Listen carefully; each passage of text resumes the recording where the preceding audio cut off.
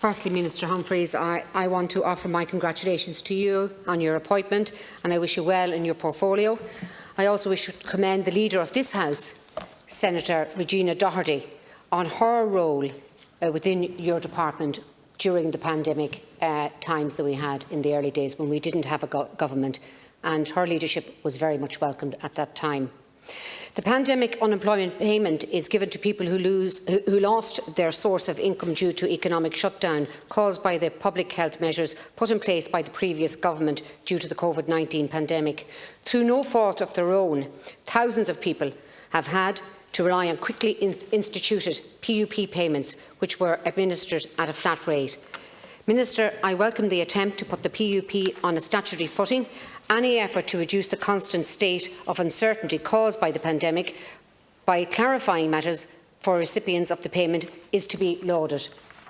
That being said, Minister, I have a number of significant concerns about this bill.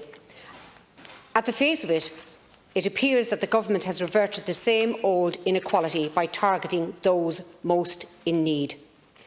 Significantly, Section 11 of the bill says that the recipients on the payment must be seeking employment. This is nothing more than window dressing. These people had jobs which were put on hold during the government-instituted lockdown. How can you ask them to go out and find other jobs? Their jobs, and thus their normal source of income, are on hold as the country attempts to grapple with the daily reality of living through a public health crisis. Unless you know something I don't, Minister, this crisis has not ended. We may still not be in total lockdown, but that doesn't mean that we're back to business as usual. Surely then it cannot be reasonable to insist that PUP recipients be seeking employment.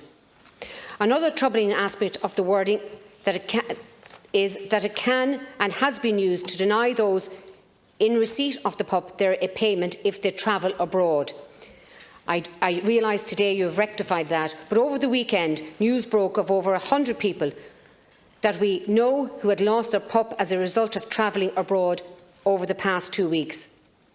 While I was greatly relieved to hear you confirm in the Dáil yesterday that these actions had been taken on foot of information gathered by Department of Social Protection employees who were operating with the appropriate legal standing, in spite of reports of potential data being breached, I find this aspect of the bill deeply perturbing.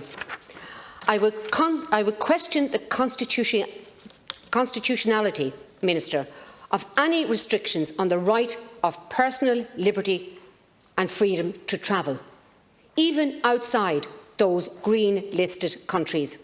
And yet, by withholding a vital payment from those who wish to travel, despite government's recommendations, although I agree with them personally, let us be reminded that that is what they are, recommendations. You are effectively banning over 300,000 from leaving this country on pain of loss of income.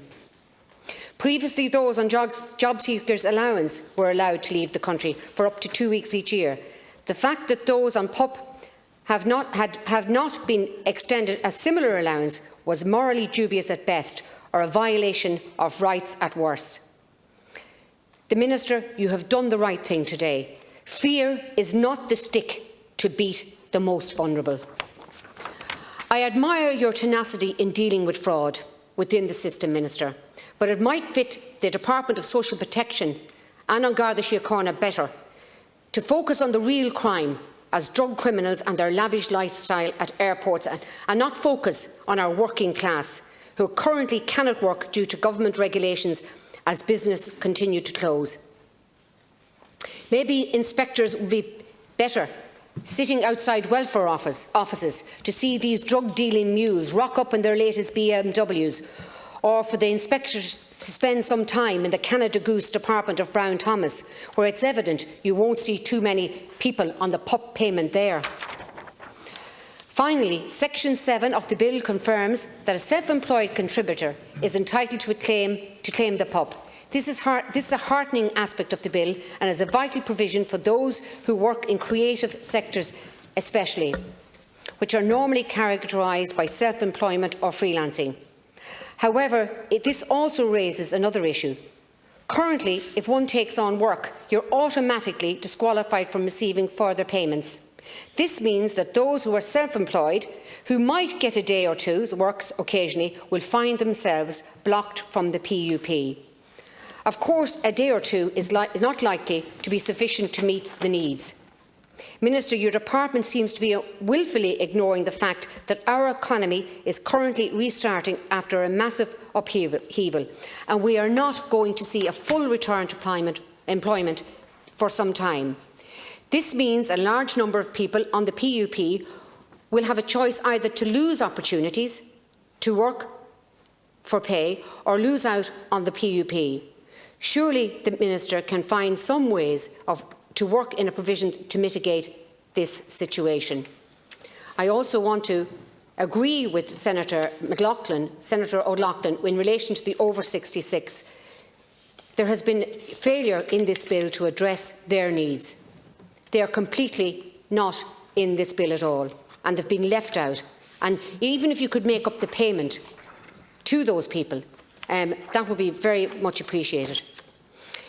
The circumstances in which we find ourselves at this moment require flexibility and understanding. I am pleased that attempts have been made to move forward and established a level of cohesion and certainty that were lacking worldwide for the last few months.